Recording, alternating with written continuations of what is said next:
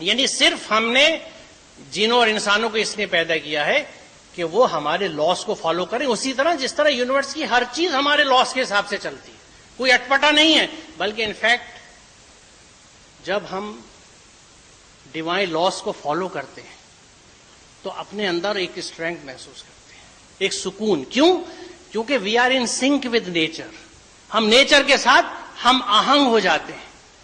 We are flowing with the current, دریا کے دھارے کے ساتھ بہنے لگتے ہیں، جدھر سب جا رہے ہیں ہم بھی ادھر جانے لگتے ہیں. اور جب ہم اپنی خواہشوں کے حساب سے چلتے ہیں تو we are swimming against the current.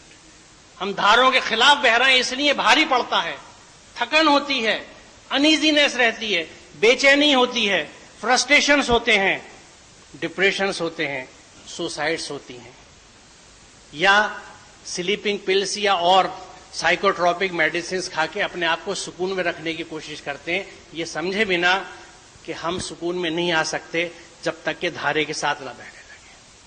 Flu with the current, be in sync with nature. Nature میں ہر چیز اللہ کے حکم سے چل رہی ہے، تم بھی اللہ کے حکم میں آ جاؤ، سکون سے ہو جاؤ گے.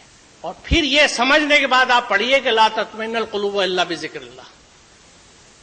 دلوں کو چین نصیب نہیں ہوتا اللہ کے ذکر کے بنا. اور یاد رکھیے کہ ذکر کو بھی ہم غلط سمجھتے ہیں، محدود سمجھتے ہیں، غلط نہیں.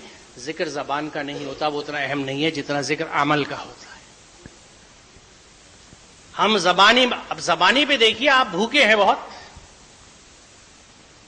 اور گھر پہ اپنے والدہ نے یا بیوی نے کہا کھانا کھا لیجئے. اب آپ کہہ رہے ہیں کھانا تو کوئی ہے نہیں، کھا لیجئے نا، دیکھیے کتنا اچھا بنا ہوا ہے. آپ کہہ سکتے ہیں ہاں بھائی کھا لیا، الحمدللہ پیٹ بھر گیا. اگر زبانی کام ہو سکتے ہیں تو زبانی کھا لیجیے اور زبانی کھلوا لیجیے. کیوں عمل چاہیے کہ وہ ماں یا بہن یا بیوی لائے کھانا بنائے اور آپ کے سامنے رکھے اور آپ اسے کھائیں؟ کیوں بھائی؟ اگر ذکر زبانی ہو سکتا تو یہ کام بھی زبانی کر لیجیے. ذکر زبانی ہے کچھ اپنی اصلاح کے لیے، اندر کے ماحول کو سدھارنے کے لیے، لیکن سماج کے ماحول کو سنبھالنے کے لیے اس ذکر کو آپ کو ٹرانسلیٹ کرنا پڑے گا عمل میں. An outward expression of your faith.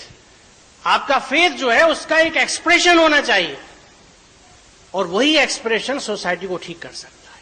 آپ مصلی پہ بیٹھے نوافل پڑھتے رہیے، پڑوس کی بیوہ کے گھر میں چولہا نہیں جلے گا جب تک کہ آپ کی مسجد میں یہ نظم ہو کہ علاقے کے مکانوں پہ نظر ہو کہ کہاں کی کیا حالت ہے، کہاں میں کیا کر سکتا ہوں.